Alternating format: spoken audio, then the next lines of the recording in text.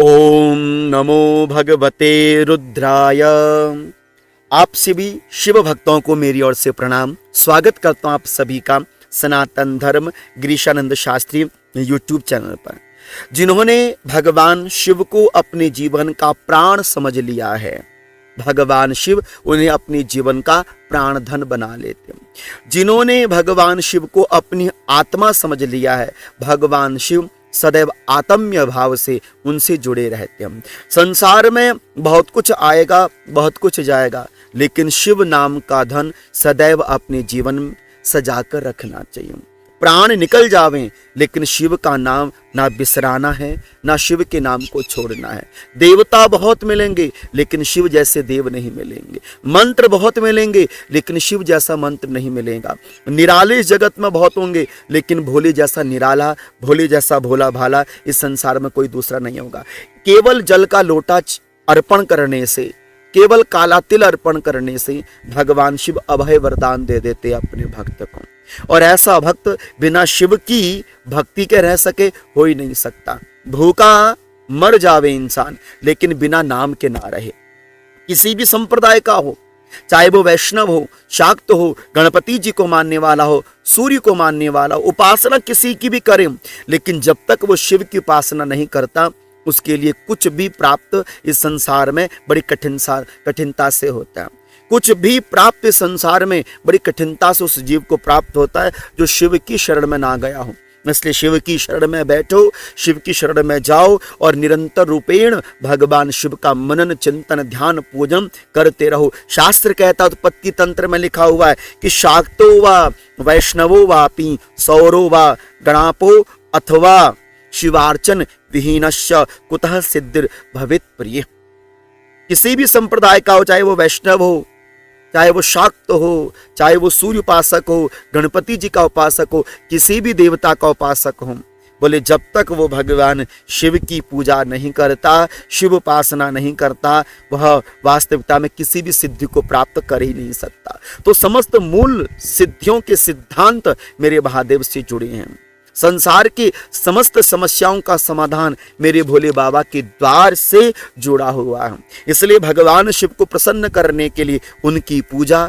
लेकिन जब कभी आप शिवालय में जाए, शिव जी पर जल चढ़ाएं, एक मंत्र होना चाहिए। आप कभी शिवालय पर जाए, शिव जी पर काले तिल चढ़ाएं, मंत्र होना चाहिए। कभी एकांत में बैठे हो चौखट पर शिव के और आपका मन करता है कुछ जपना चाहिए, तो एक मंत्र होना चाहिए। एक मंत्र सदैव अपने पास रखना चाहिए। 5 मंत्र मैं आपको देने जा रहा हूं, और इन 5 मंत्रों में से कोई भी एक मंत्र आप अपने लिए अवश्यमेव रखिए। इन 5 मंत्रों में से कोई भी एक मंत्र सदैव आपको वैभव से संपन्न करके रखेगा। प्रत्येक मनोकामनाओं की सिद्धि इन 5 मंत्रों से हो जाती है। जब जब आप शिव पर जल चढ़ाएं, शिव जी पर काले तिल चढ़ाएं, शिव जी को दीप दान करें, भगवान शिव का प्रदोष व्रत करें, तो आपको अवश्यमेव इन 5 मंत्रों में से किसी भी एक मंत्र का जप अवश्यमेव करना चाहिए। 5 मंत्र यदि आप डेली शिव पूजन में जप सकते हो, अच्छी बात है। भले ही आप 1 बार जपो, 3 बार जपो, लेकिन पहला मंत्र जो मैं आपको देना चाहूँगा वो आपके लिए बहुत विशेष है और बहुत लाभकारी मंत्र है, जो स्वयं जिस मंत्र का मैं उच्चारण और जप करता हूँ, जो गुरु प्रदत्त मंत्र है हमारा दशाक्षरी मंत्र, ओम नमो भगवते रुद्राय। श्री विद्यारणव तंत्र के अंतर्गत इसकी बहुत भारी महिमा बताई गई है। यदि आप मेरे से पूछो कि आप 1000 व्रतों में से कोई एक व्रत बताएं, तो हम प्रदोष का व्रत बताएंगे।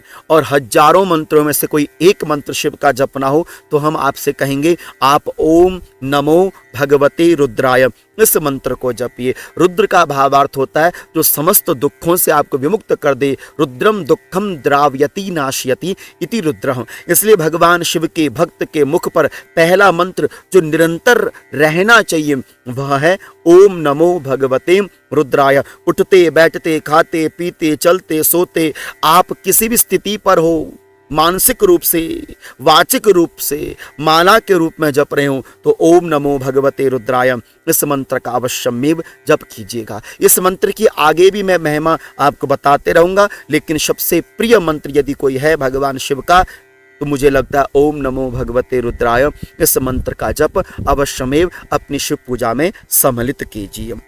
और दूसरा मंत्र जो आप समस्त शिव भक्तों के लिए बहुत विशेष बनता है, और मैं चाहूँगा यह मंत्र आप सभी अवश्यमेव जपिए, क्योंकि यह मंत्र सच मानिएगा, इस मंत्र का जो उच्चारण है यह वैदिक मंत्र है, और यह वैदिक जो मंत्र है यह सभी जप सकते हैं, लेकिन स्त्रियों को मूलतः इस मंत्र पर थोड़ा ध्यान केंद्रित करना चाहिए। वैसे मंत्र हैं ओम नमः शंभवाय च मयोभवाय च नमः शंकराय च मयस्कराय च नमः शिवाय च शिवतराय च।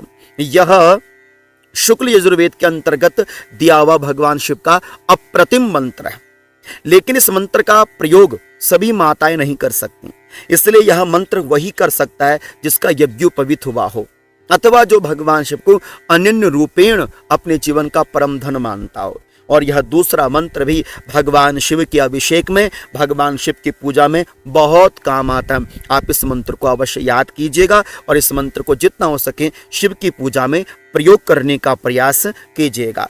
अब जो तीसरा मंत्र मैं आपको देना चाहता हूँ, यह बहुत ही सुंदर मंत्र है, और यह उच्चारण मेरी माताएं करें अथवा कोई बाल गोपाल करें, समस्त रोग व्याधि भय की निवृत्ति के लिए यह मंत्र सबसे श्रेष्ठ लगता है। मृत्युंजय महादेव त्राहि माम शरणागतम जन्म मृत्यु जरा रोगैः पीड़ितम कर्म बंधना। इस मंत्र का अवश्यमेव जप करो। घर में कोई बीमार पड़ गया है ना, तो इस मंत्र का जप करना चाहिए। घर में कोई व्याधियों से व्याकुल है ना, इसी मंत्र को अभिमंत्रित करके जल के द्वारा, एक जल का लोटा लीजिए, 21 बार इस मंत्र से जल को अभिमंत्रित करके उस जल को रोगी व्यक्ति को पिला दीजिए, अथवा लोटे में जल में रुद्राक्ष को डालकर और इसी मंत्र को 21 बार जप कर ऊपर से हाथ ढककर भगवान शिव का यही मंत्र मृत्युंजय महादेव त्राहि माम शरणागतम जन्म मृत्यु जरा रोगैः पीड़ितम कर्म बंधनैः, इस मंत्र को जप कर यदि आप किसी रोगी व्यक्ति को निरंतर रूपेण नियमबद्ध तरीके से यदि आप इस मंत्र का उच्चारण करके उसको जल पिलाते हैं, तो अवश्य मुझे भरोसा है कि दवाइयाँ भी शरीर पर लगती हैं और रोगों की भी निवृत्ति अवश्यमेव होती है। तो ये तीसरा मंत्र है जो आप अपनी ओर से जप सकते हैं। और चौथा मंत्र जो आपके लिए भी बड़ा विशेष है और आप इस मंत्र का अवश्यमेव जप करें। यह मंत्र वायवीय भगवान शिव की पावन पवित्र जो शिव महापुराण की संहिता है उस संहिता के अंतर्गत दिया गया यह मंत्र है, जो वायवीय संहिता के अंतर्गत मंत्र है। उत्तरखंड अध्याय प्रथम में जो मंत्र सबसे सुंदर है, और मुझे पता है कि यह मंत्र आप जपते भी होंगे क्योंकि मैंने पूर्व में भी यह मंत्र का विश्लेषण किया था।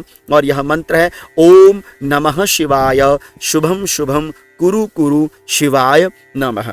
इस मंत्र का आप जप अवश्य में अपनी ओर से करने का प्रयास कीजिए। बहुत प्यारा मंत्र है, भगवान शिव का मंत्र है। ओम नमः शिवाय है, उसके बाद शुभम शुभम, शुभ करो भगवान शिव और माता गौरा जी से। मेरी माताएं तो मूल रूप से इस मंत्र का जप अवश्यमेव करें। जिनका विवाह नहीं हो रहा है उनके लिए भी यह मंत्र बहुत विशेष और लाभकारी है। अंतिम और सर्वोत्तम मंत्र जो सभी जन समूह के लिए, समस्त शिव भक्तों के लिए बहुत ही सुलभ मंत्र है और शिव महाप्राण के अंतर्गत दिया हुआ पंचाक्षरी मंत्र ओम नमः शिवाय। पंचाक्षर मिदम पुण्यम यह पठे शिव सन्निधौ शिवलोकमवाप्नोति शिवेन सह मोदते। जो ओम नमः शिवाय निरंतर भगवान शिव के निकट जपता है वह मुक्त हो जाता है। मेरी माताएं ओम नमः शिवाय के स्थान पर शिवाय नमः इस मंत्र का उच्चारण करें। इस तरह से यह पंच मंत्र है और मुझे भरोसा ही नहीं, आत्मविश्वास है कि आप इन मंत्रों का प्रयोग अवश्यमेव अपने लिए करेंगे। और इसमें से सर्वश्रेष्ठ मंत्र जो आपको सदैव अपनी मुखवाणी पर रखना चाहिए वह है ओम नमो भगवते रुद्राय। तो आशा करता हूँ इसी भरोसे के साथ कि इन 5 मंत्रों का प्रयोग आप अपनी शिव पूजन में जरूर करेंगे। और गुरु प्रदत्त मंत्र हम आपको दे रहे हैं ओम नमो भगवते रुद्राय। इस मंत्र का जप आप अवश्यमेव करेंगे। ओम नमो भगवते रुद्राय इस मंत्र को आगे कैसे जपना चाहिए, इसके लिए आपको क्या क्या विशेष करना चाहिए, ये भी मैं आपको आने वाली वीडियो में जरूर बताऊंगा। तब तक इन पंच मंत्रों का प्रयोग अपनी शिव पूजा में अवश्यमेव कीजिएगा। आप सभी को प्रणाम है, वंदन है। प्रसन्नता पूर्वक रहिएगा और कहते रहिएगा मैं शिव का हूँ, शिव मेरे हैं, और जपते रहिएगा ओम नमो भगवते रुद्राय, ओम नमो भगवते रुद्राय।